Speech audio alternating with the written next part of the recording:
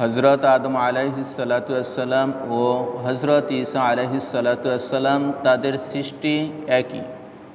আল্লাহ তাআলা আদম আলাইহিসসালামকে সৃষ্টি করেছেন পিতা মাতা উভয়টা ছাড়া, পিতাও নাই মাতাও নাই।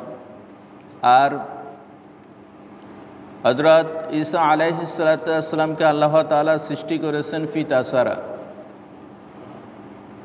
আজকের যে আয়াতটা আলোচনা করব, এই আয়াতটার নাজিলের কারণ হচ্ছে যে নাজরান থেকে খ্রিস্টানদের একটা প্রতিনিধি দল আল্লাহ রাসূলের কাছে আসি তারা অভিযোগ করছে,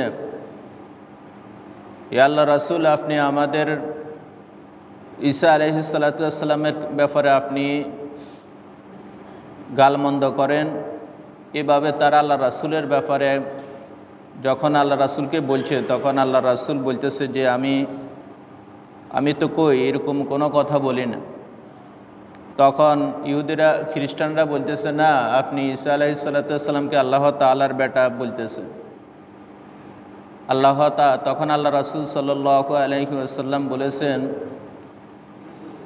যে নিঃসন্দেহে তিনি আল্লাহ তাআলার প্রেরিত একজন বান্দা, একজন রাসূল। আল্লাহ তাআলা উনাকে পিতা ছাড়াই জমিনের মধ্যে প্রেরণ করেছেন। এই কথার পরিপ্রেক্ষিতে খ্রিস্টানরা বলছে যে আপনি যদি এই কথা বলে থাকেন তাহলে আপনি বলেন পিতা ছাড়া এই দুনিয়াতে কোনো সন্তান আসা সম্ভব কিনা। তখন আল্লাহ তাআলা এই আয়াত নাজিল করে জানাই দিয়েছেন যে পিতা ছাড়া তো আমি হযরত আদম আলাইহিসসালামকে তৈরি করেছি, আদম হাওয়া পিতা মাতা ছাড়াই আমি তাদেরকে তৈরি করছি।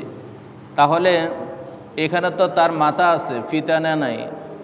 তাহলে আল্লাহ তাআলার জন্য এটা তো কোনো কঠিন বিষয় নয়। তাদের এই জবাব আল্লাহ তাআলা এই আয়াতের মাধ্যমে জানিয়ে দিয়েছেন। আল্লাহ তাআলা বলতেছেন, ইন্না মাসালা ঈসা ইনদাল্লাহি কামাসালি আদম, নিশ্চয়ই ঈসা আলাইহিসসালাম এর উপমা হচ্ছে আল্লাহ তাআলার নিকট কামাসালি আদম, আদম আলাইহিসসালাম এর উপমার মতন। আদম আলাইহিসসালামকে আল্লাহ তাআলা যেভাবে পিতা মাতা ছাড়া তৈরি করছেন, ঠিক অনুরূপভাবে আল্লাহ তাআলা ঈসা আলাইহিসসালামকে পিতা ছাড়া এইভাবে তৈরি করেছেন। তার মাতা মারিয়াম আলাইহিসসালামের মাধ্যমে তিনি এই দুনিয়ার মধ্যে আগমন করেছেন। এই কারণে আল্লাহ তাআলা বলতেছেন, খলাকাহু মিন তুরাবিন, আমি আদম আলাইহিসসালামকে তৈরি করেছি মাটি থেকে। পৃথিবীর বিভিন্ন প্রান্ত থেকে আমি মাটি সংগ্রহ করিয়ে আদম আলাইহিসসালামকে একটা শুকনো মাটি দ্বারা বানানোর পরে শুকাই মাটিগুলো একবার ঠনঠনে হয়ে গেছে।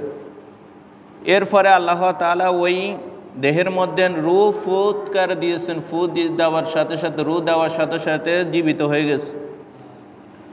আল্লাহ তাআলা বলতেছেন, আমি এভাবে আদম আলাইহিসসালামকে মাটি থেকে আমি তাকে তৈরি করেছি। সুম্মা, অতঃপর ক্বালা, আল্লাহ তাআলা বলতেছেন, লাহু, আমি যখন তাকে বললাম কুন, হও, ফায়াকুন, সাথে সাথে তখন সেই মানুষের আকৃতি ধারণ করেছে, মানুষ হয়ে গেছে। এই জন্য আল্লাহ তাআলা বলতেছেন, আমি আদম আলাইহিসসালামকে মাটি দ্বারা এইভাবে তৈরি করে আমি সেখানের মধ্যে রূহ দেওয়ার সাথে সাথে সে জীবিত হয়ে গেছে।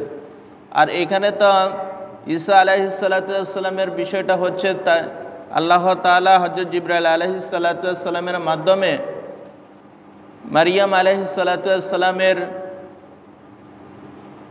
উনাকে যখন ফু দিয়েছেন, ফু দেওয়ার সাথে সাথে তিনি গর্ভবতী হয়েছেন। এরপরে আল্লাহ তাআলা মারিয়াম আলাইহিসসালামের গর্ভের মাধ্যমে ঈসা আলাইহিসসালাম এই দুনিয়ার মধ্যে আগমন করেছেন। তাহলে উভয়ের সৃষ্টি সমান, উভয়ের সৃষ্টি আল্লাহ তাআলার হুকুমে হয়েছে, আল্লাহ তাআলার ইচ্ছে হয়েছে। এই জন্য আল্লাহ তাআলা বলছে, আমি যেখানে মা বাবা সারা তৈরি করতে পারি, এখানে মা আছে, বাবা যদিও না থাকে, এটা আল্লাহ তাআলার হুকুম, আল্লাহ তাআলার ইচ্ছায় তিনি এভাবে ঈসা আলাইহিসসালামকে এই দুনিয়ার মধ্যে আগমন করিয়েছেন।